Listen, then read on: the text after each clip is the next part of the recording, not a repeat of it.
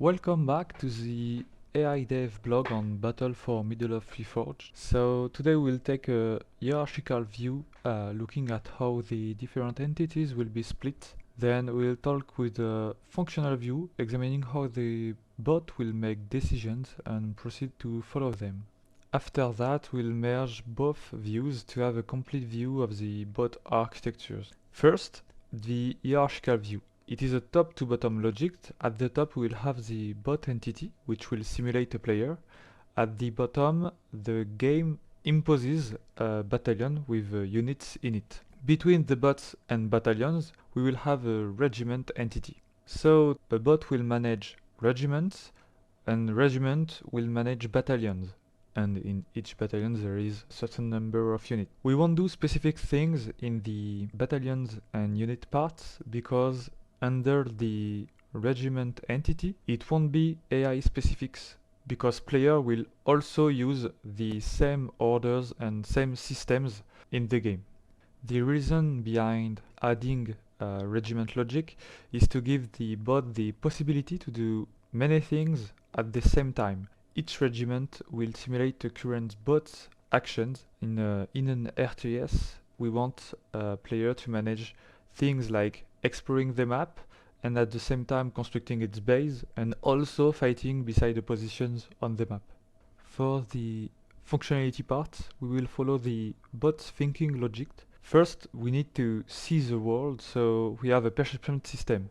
The idea is to have something really close to the fog of war to know what the bot actually knows about the world.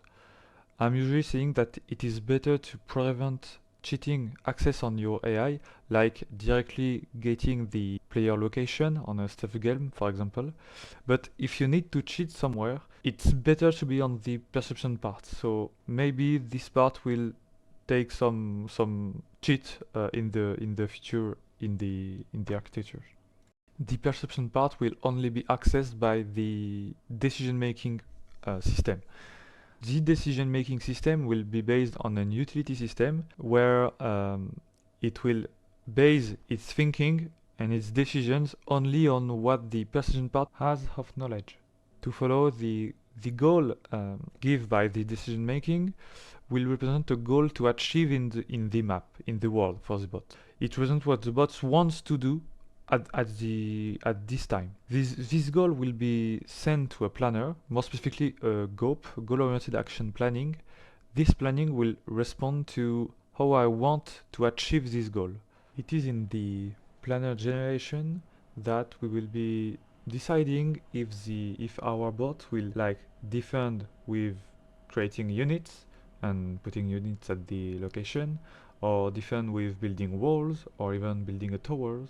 And in this planner there will be action that will create regiment and send orders to them.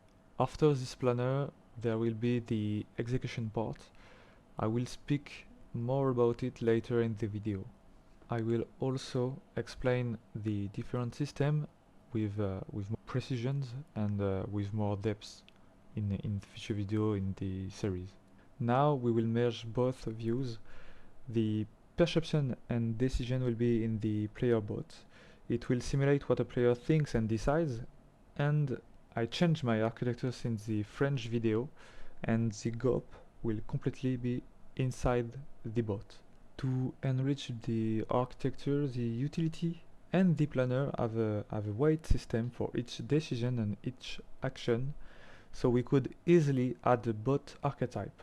If you have played Age of Mythology, there are defender, attacker, builder bots archetype. It should be exactly the same.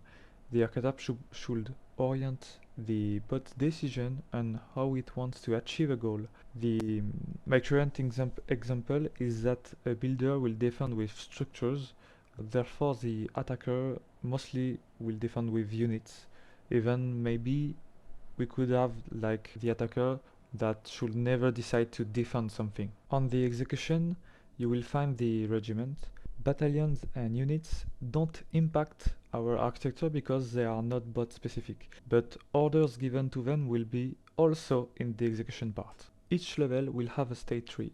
but because we are on Unreal Engine 5 and it's more flexible than the behavior trees, but each state tree will have different responsibilities. The regiment should manage how it should move to the objective with its battalions, and which battalion will focus on which enemy. The idea is that the regiment will organize some battalions between them. Battalion and unit state tree mostly will look at states like if the unit is actually in the air or on the ground or currently attacking to update it and manage its own behavior.